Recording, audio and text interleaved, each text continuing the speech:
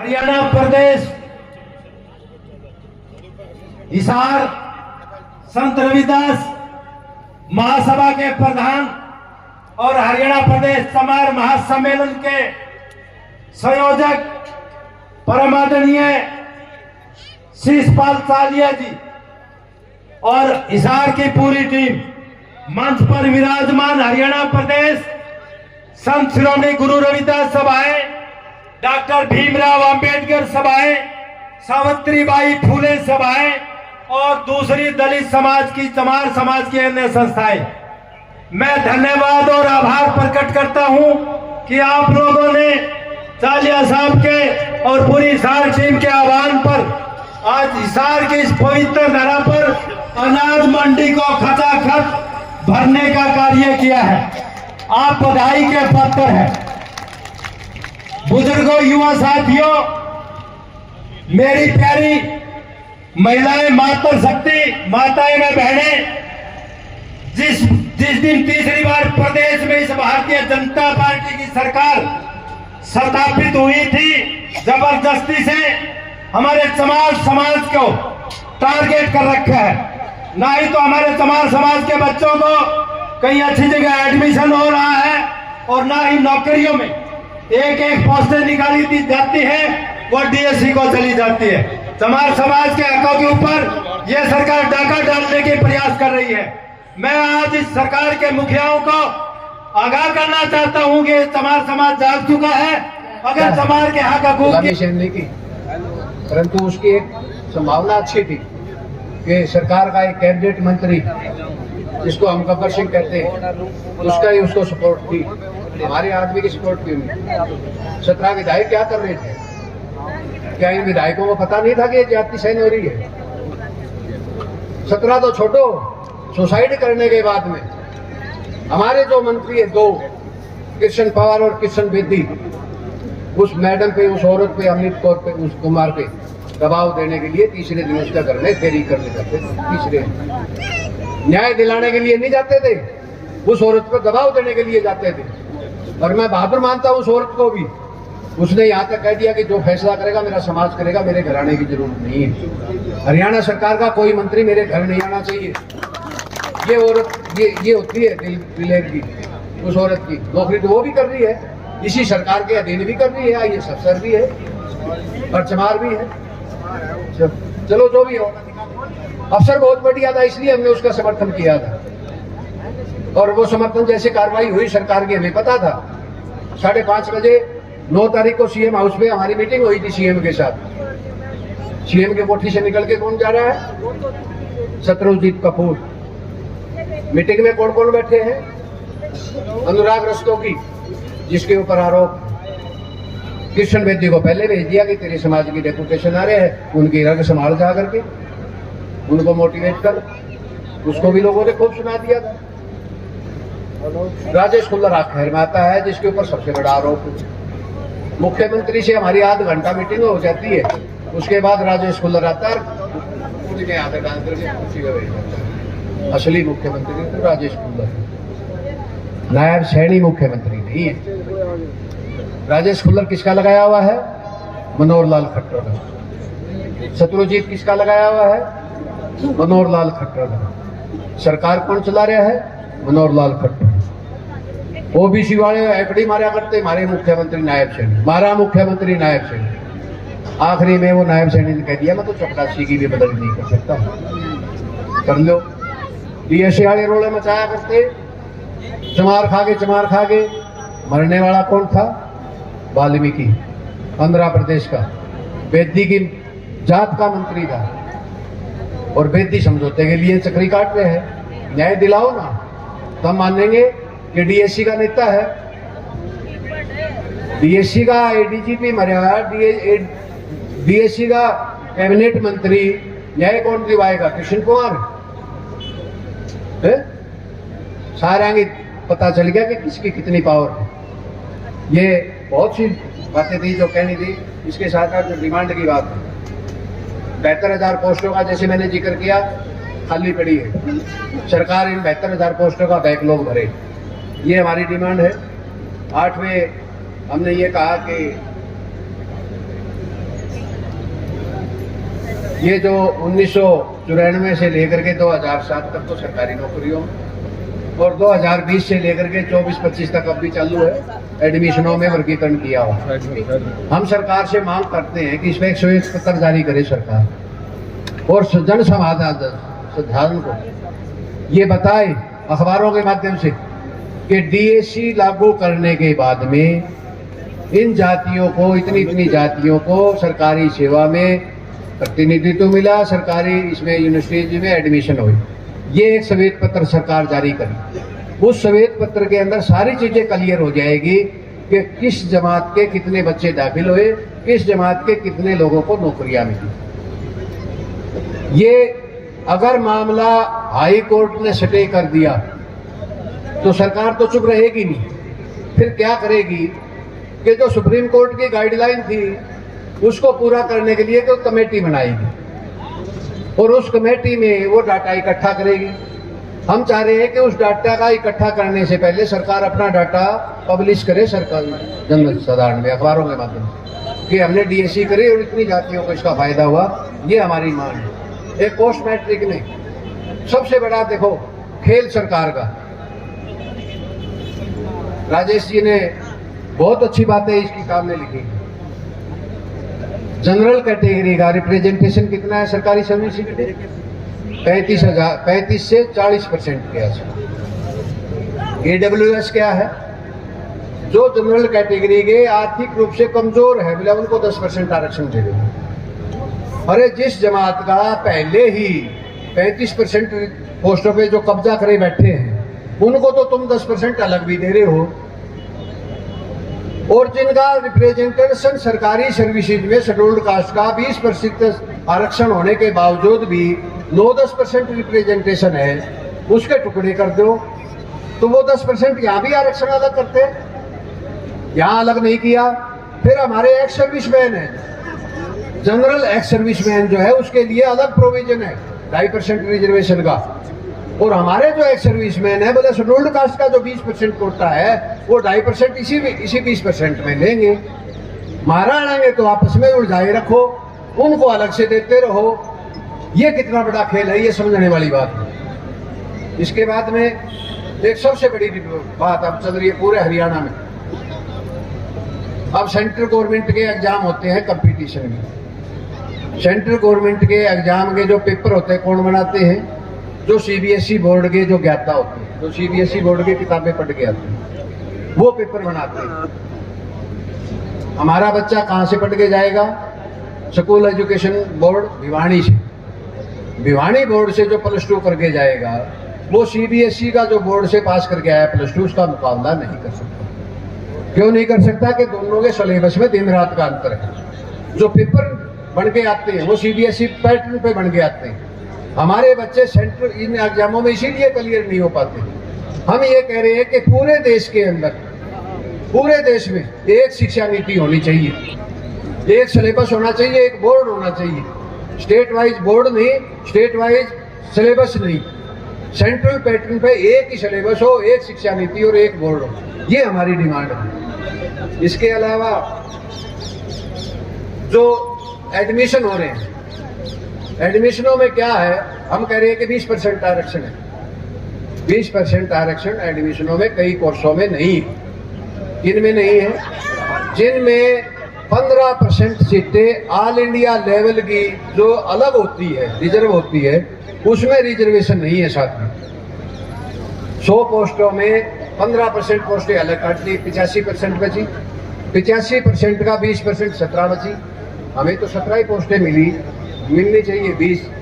हम ये कह रहे हैं कि जो 15% जो सेंट्रल ऑल इंडिया लेवल की जो सीटें है उसके अंदर भी रिजर्वेशन का प्रोविजन होना चाहिए, वहाँ भी हमें 20 और 20 नहीं। हम ये कह रहे हैं कि हमारी आज की आबादी 22.5-23% है। सेंट्रल गवर्नमेंट ने 22.5% का प्रोविजन है रिजर्वेशन में, हमें भी 22.5% रिजर्वेशन उन एडमिशनों में जो हमें आज 17% मिली। एक डिमांड ये भी। इसी तरह से सबसे बड़ा नुकसान एक और, पढ़ लिख के गांव छोड़ दिया, शहर में आगे बसने की तमन्ना है, हुड्डा में प्लाट निकले, एप्लीकेशन लगा दी, लॉटरी निकल गई, हुड्डा का प्लाट निकल गया, कोठी बना करके रह गए। चलो कुछ तो निकले, पिछले शहर में कोठियां बनाई। वो सिस्टम को सरकार ने बंद कैसे किया? एक नई स्कीम चला दी, दीनदयाल उपाध्याय शहरी विकास योजना। ये दीनदयाल उपाध्याय शहरी विकास योजना क्या है? बड़े बड़े पूंजीपतियों को इकट्ठा ही प्लाट दे देना, 4 एकड़ 5 एकड़ उसकी सोसाइटी के नाम से दे देना कि दीनदयाल सोसाइटी बसाओ। और उस दीनदयाल सोसाइटी में एप्लीकेशन मांग करके लॉटरी नहीं निकालते, वो सारे के सारे अपने प्लाट जो हैं वो ऑक्शन बेस पे देते हैं। आपने हिम्मत है 20 लाख की 20 लाख की बोली लगा दी, दूसरे की हिम्मत 25 लाख की 25 लाख लगा दी। अब जनरल बोली के अंदर तो हम मुकाबला नहीं कर सकते भाई, हमारे को बोली में आने कौन देंगे ऊपर, फिर इसका मतलब तो शहरों में हमें प्लाट ही नहीं मिलेंगे। हम ये कह रहे हैं कि तुमने ये जो दीनदयाल उपाध्याय पर जो स्कीम चलाई है, या तो इसको बंद करो। हुड्डा वाला जो डिपार्टमेंट खोल रखा था उसी की जो पॉलिसी थी उसी हिसाब से ये प्लाट निकलने चाहिए, अलाट होने चाहिए। और ये चलाना है, हुड्डा को फेल करना है तो इस दीनदयाल उपाध्याय में एप्लीकेशन मांग करके फार्म निकालो और फार्मों की फिर लॉटरी निकालो और जिसकी लॉटरी निकल जाए उसको प्लाट अलाट दो। ये बोली सिस्टम बंद करो। एक डिमांड हमारी ये भी, इस तरह से ये टोटल 15-16 डिमांडें हैं सारी, ये सरकार को भेजनी है। और सरकार को भेज करके हम ये डिमांड भी करेंगे कि इस डिमांड चार्ट के ऊपर हमारा हरियाणा का डेपुटेशन आएगा, उसको मिलने का टाइम दो। हम मिल करके तय करेंगे, सरकार से इन बातों पर स्ट्रेस करेंगे। ये तो हमारा है डिमांड चार्ट। इसके साथ आप लोग आए, बहुत टाइम लगाया, सभी लोग चले गए। एक अंतिम संदेश मैं फिर देना चाहता हूँ कि जो भी जिले आज इस समारोह महासम्मेलन में आए हैं वो अपने जिले में भी और अपने ब्लॉक लेवल पे भी, सब डिवीजन लेवल पे भी जितनी भी सामाजिक संस्थाएं हैं उन सब की सूची पदाधिकारियों के नाम और उनके मोबाइल नंबर सहित 1 महीने के अंदर अंदर हमें दे दो। आगे की कुछ जो कार्रवाई होगी वो हम अपने आप चला लेंगे। इनकी सबकी डिटेल हमारे पास होनी चाहिए। और रही बात संगठन की संघ की, इसमें कोई शक नहीं कि ये संस्थाएं जो इसके साथ जुड़ेगी वो तो इसकी मेंबर होंगी। जितने हमारे सोशल एक्टिविस्ट हैं, जवान साथी जो शायद ही किसी संस्था को चला रहे हो, शायद ही किसी NGO को चला रहे हो, पूरे हरियाणा की हमारे पास जानकारियां हैं। उन सभी नौजवान साथियों को इस महासंघ के अंदर शामिल करेंगे, उनको साथ लेके चलेंगे, उनका मार्गदर्शन करेंगे। और उनके मार्गदर्शन नहीं करेंगे, वैसे तो मंजीत मोखरा जी ने कहा कि हम आगे रहेंगे, ये मार्गदर्शन करें। अभी हमारे में इतनी हिम्मत है, मोखरा जी आप दौड़ लगानी शुरू करियो, शायद आप पीछे रह जाओगे, चालिया पीछे नहीं रहेगा। हम आपके बरोबर नहीं, आपके आगे होकर लड़ेंगे मिल करके, ये आश्वासन दे रहे हैं। आगे जो भी रूपरेखा बनेगी, धरने की, प्रदर्शन की, जो भी कार्रवाई सरकार के खिलाफ होगी हम मिल करके करेंगे, ये हम आपको आश्वस्त करना चाहते हैं। जय हिंद, जय हिंद।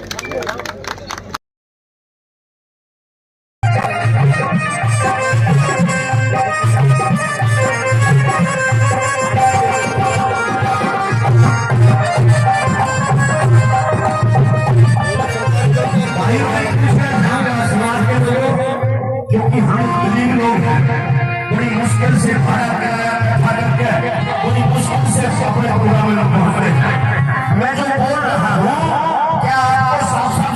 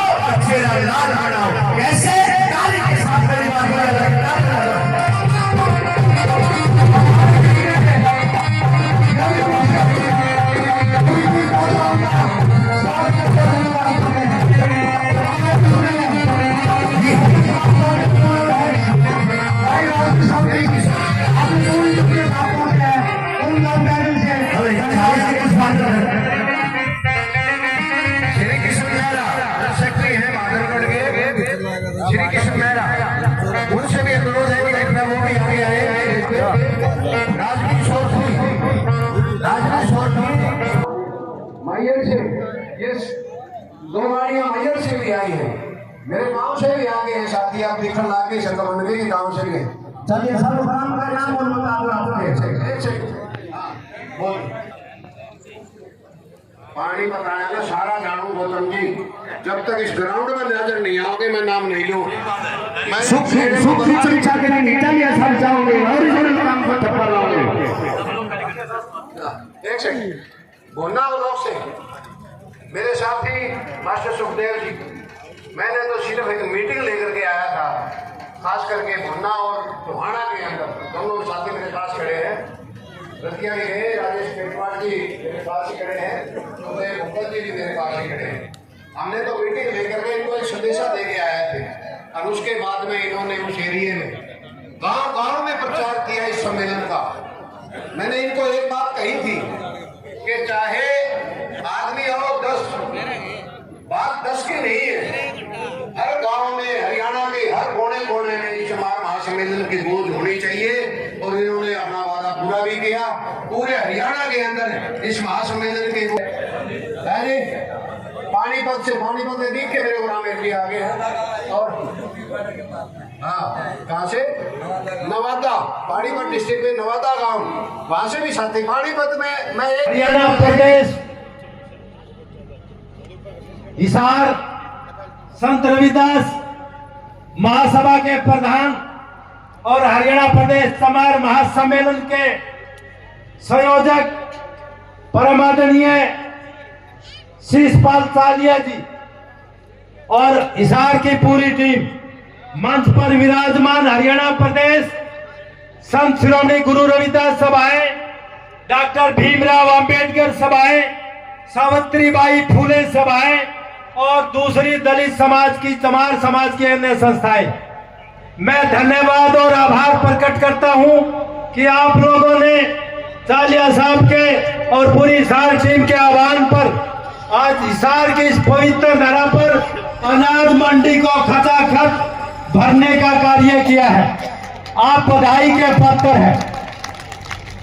बुजुर्गों, युवा साथियों, मेरी प्यारी महिलाएं, मातृ शक्ति, माताएं व बहनें, जिस दिन तीसरी बार प्रदेश में इस भारतीय जनता पार्टी की सरकार स्थापित हुई थी, जबरदस्ती से हमारे चमार समाज को टारगेट कर रखा है।